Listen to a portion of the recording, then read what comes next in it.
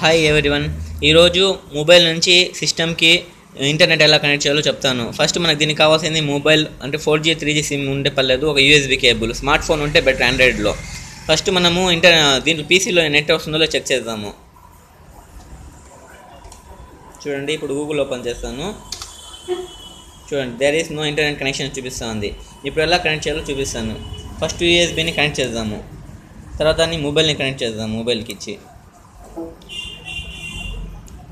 Okay, దీంట్లో ఏం లేదు. మొబైల్ ఓపెన్ చేసిన తర్వాత అలో అని ఇవ్వాలి దీంట్లో. ఇప్పుడు దీంట్లో ఇంటర్నెట్ కనెక్ట్ చేయండి.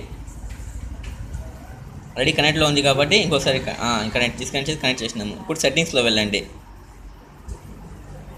సెట్టింగ్స్లో వెళ్తే కింద ఓపెన్ అవుతుంది సెట్టింగ్స్. కింద స్క్రోల్ చేయండి. ఇక్కడ మొబైల్ నెట్ హాట్స్పాట్ అండ్ స్టీల్డింగ్ ఉంటుంది. దీంట్లో USB 13 అని చూపిస్తుంది, దాన్ని యాక్టివేట్ చేయండి.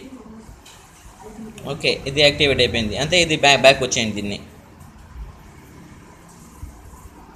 బ్యాక్ వచ్చేయండి. ఇప్పుడు మనం సిస్టంలో నెట్ కనెక్ట్ చేసి చూద్దాము. గూగుల్ పక్కన ఓపెన్ చూస్తాను. వెయిట్. ఓకే, ఇంటర్నెట్ అనేది కనెక్ట్ అయిపోయింది. ఈ వీడియో కనుక మీకు నచ్చినైతే నా ఛానల్ సబ్స్క్రైబ్ చేయండి. మరిన్ని వీడియోస్ మీకు అందుతాయి. లైక్ చేయండి.